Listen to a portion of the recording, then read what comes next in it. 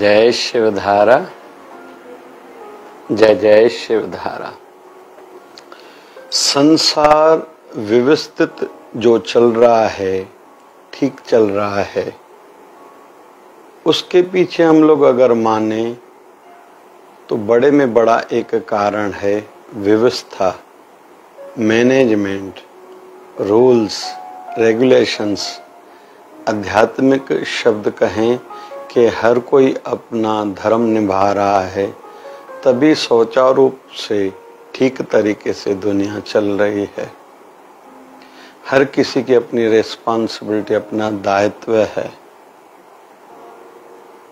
शासन का अपना, प्रशासन का अपना, जनता का अपना, फिर सरकार की अलग अलग मिनिस्ट्रीज हैं, अलग अलग डिपार्टमेंट हैं, वो है अपना काम कर रहे हैं। ऐसे समाज में फिर पंचायतें हों, एसोसिएशंस हो, फिर आध्यात्मिक संस्थाएं हों।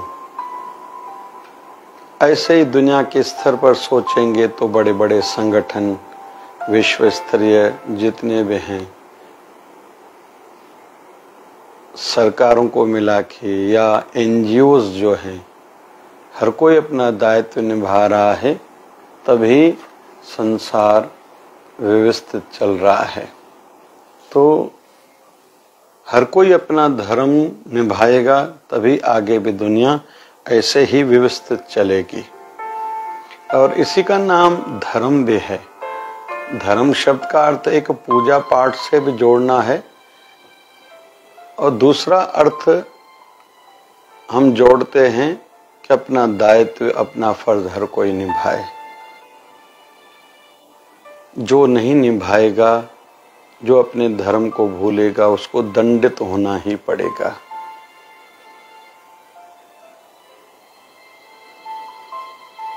किसी का साथ देना, सहयोग करना भी धर्म में आता है।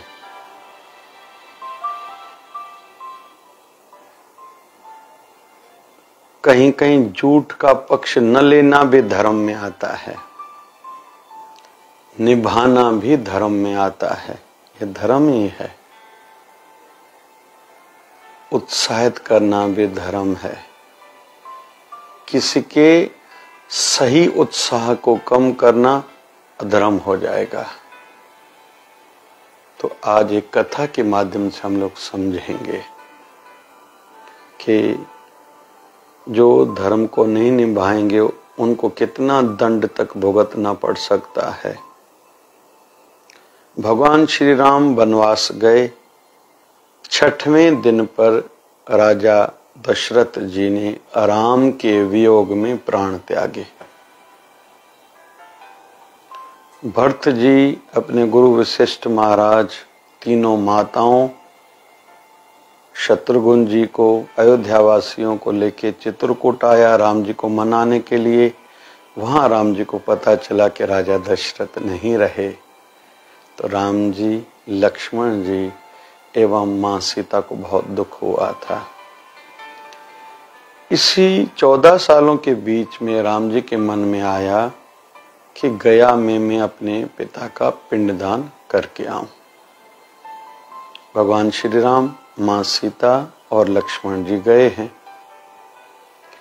राम जी और लक्ष्मण जी के मन में आया कि हम पिंडदान के लिए जो व्यवस्था में सामान लगेगा, आटा लगेगा, जौ लगेंगे, काले तिल आदि लगेंगे, वो नगर से लेके आते हैं।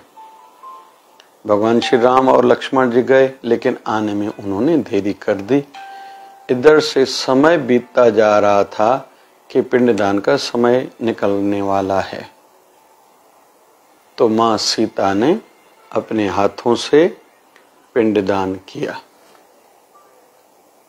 जब भगवान श्री राम और लक्ष्मण लौटे, सामान लाए कि अभी हमें अपने पिताजी का पिंडदान करना है, तो मां सीता ने कहा कि आप लोगों ने आने में देरी की, समय गुजरता जा रहा था, इसलिए मैंने पिंडदान कर दिया।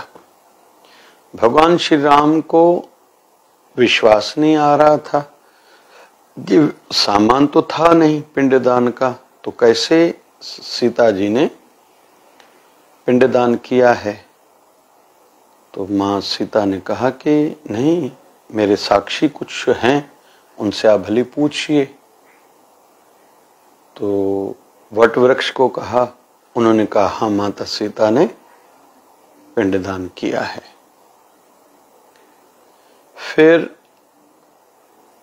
फाल्गु नदी से पूछा, उसने राम जी का जब रुद्र रूप देखा, क्रोधित रूप देखा, उन्होंने मना कर दी, इन्होंने नहीं किया। गैया से पूछा गया, गैया ने भी मना किया, तुलसी जी ने भी मना किया, ब्राह्मण ने भी मना किया, कौए ने भी मना किया। परिस्थितियां मां सीता के विपरीत हो गई। मां सीता ने कहा कैसे भाई, आप लोगों के सामने ही मैंने किया है। तो इतने में मां सीता को क्रोध आया, फाल्गु नदी को श्राप दिया, आगे से तुम में जल तो रहेगा लेकिन दिखेगा नहीं, तो सुखी ही रहोगी ऊपर। और आज तक फाल्गु नदी ऐसे है, जो पिंडदान करने है तो गया जाते हैं, फाल्गु नदी सूखी हुई रहती है, भालू रेती थोड़ी हटाते हैं एकदम पानी रहता है। ये कारण था मां सीता ने जो उनको श्राप दिया था। गैया को श्राप दिया कि घर घर आप पूजी जाओगी, फिर भी सबका बाहर जूठा खाते रहोगी। इसलिए कहते हैं कि गौ माता पूरा शरीर उसका पवित्र है लेकिन मुंह अपवित्र है। गौ मूत्र पवित्र माना जाता है, गौ गोबर माना पवित्र माना जाता है, लेकिन गौ का मुख नहीं। और जूठन ही खाओगी, घर घर का गली गली का, ये मां सीता का श्राप है। ब्राह्मणों को कहा कि आपको कितना भी मिले लेकिन आप फिर भी दरिद्र रहोगे, कभी भी संतुष्ट नहीं रहोगे। और ऐसा दिखाई देता है आज के युग में। तुलसी माता को कहा गया के क्षेत्र में कभी भी आप फलीभूत नहीं होंगी, उगेंगी नहीं, और आज तक ऐसा हो रहा है। फिर कौए को कहा कभी भी तेरा अकेले में पेट नहीं भरेगा और अकस्मात ही अचानक ही तेरी मृत्यु होगी, वो भी आज तक ऐसा हो रहा है। लेकिन वट वृक्ष ने साथ दिया था, तो जो भी गया पिंडदान हेतु जाते हैं तो एक पिंड वो उस वट वृक्ष को भी दिया जाता है। कुल मिला के कुछ भी हो जाए, अपना धर्म नहीं त्यागना चाहिए। जहां जो कहना है दूसरे के डर से या बहकावे से या प्रलोभन लालच में बहुत लोग अपना धर्म छोड़ बैठते हैं, यह ठीक नहीं है। फिर मां सीता ने जैसे उनको श्राप दिया, आज तक वो भुगत रहे हैं। फिर कथा तो कहती है राजा दशरथ की आत्मा आई थी, उन्होंने कहा था कि मां सीता के लिए इन्होंने पिंडदान किया है, तब जाके भगवान श्री राम को विश्वास आया था। तो कुल मिला के कई संदेश इस उदाहरण से हम लोग सीख रहे हैं। पहले तो इल्जाम तो किसी के ऊपर भी लग सकता है, फिर अपने शाहद विटनेस भी सदैव तैयार रखनी चाहिए संसार में। वैसे तो तीसरा, किसी के साथ हमने अधर्म किया, गलत किया, वो श्राप दे, उसके कारण हम और हमारे आने वाले वंशज कई समय तक भुगतने रहेंगे, उनको तकलीफें झेलनी पड़ सकती है, ऐसा हो सकता है। मां सीता ने श्राप दिया है, आज तक वो तकलीफें देख रहे हैं।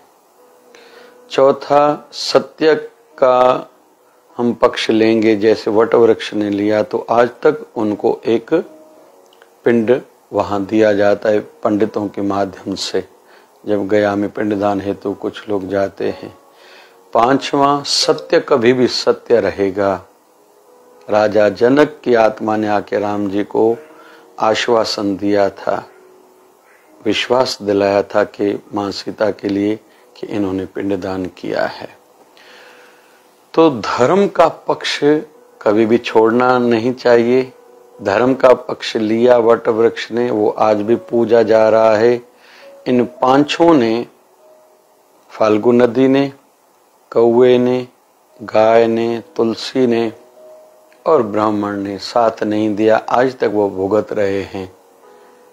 तो अधर्म का पक्ष लिया तो तकलीफें झेल रहे हैं, वट वृक्ष ने सत्य का धर्म का साथ दिया तो आज तक पूजे जा रहे हैं। यह संदेशा इस कथा से मिल रहा है। फिर वो कृपा करे हम सच्चे धार्मिक बने, धर्म का पक्ष लें। अधर्म का पक्ष लेंगे तो दंडित होना पड़ेगा। यह इस कथा से हमें सीख मिल रही है, यह जीवन में याद रहे। जय जय शिवधारा। प्यारा